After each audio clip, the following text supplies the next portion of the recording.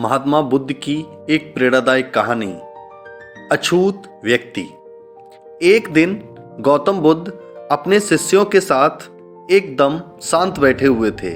उन्हें इस प्रकार बैठे हुए देख उनके शिष्य चिंतित हुए कि कहीं वे अस्वस्थ तो नहीं हैं। एक शिष्य ने उनसे पूछा कि आज वह मौन क्यों बैठे हैं, क्या शिष्यों से कोई गलती हो गई है। इसी बीच एक अन्य शिष्य ने पूछा कि क्या वह स्वस्थ हैं, पर बुद्ध मौन रहे। तभी कुछ दूर खड़ा व्यक्ति जोर से चिल्लाया, आज मुझे सभा में बैठने की अनुमति क्यों नहीं दी गई। बुद्ध आंखें बंद करके ध्यान मग्न हो गए। वह व्यक्ति फिर से चिल्लाया, मुझे प्रवेश की अनुमति क्यों नहीं मिली। इस बीच एक उदार शिष्य ने उसका पक्ष लेते हुए कहा, उसे सभा में आने की अनुमति प्रदान की जाए।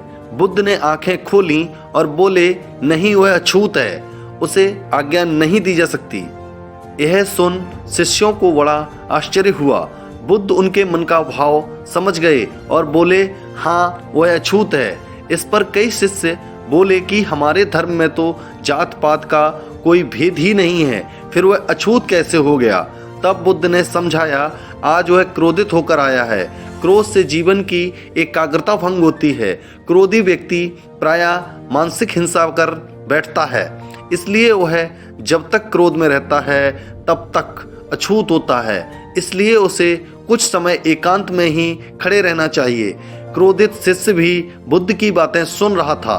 पश्चाताप की अग्नि में तपकर वह समझ चुका था कि अहिंसा ही महान कर्तव्य व परम धर्म है।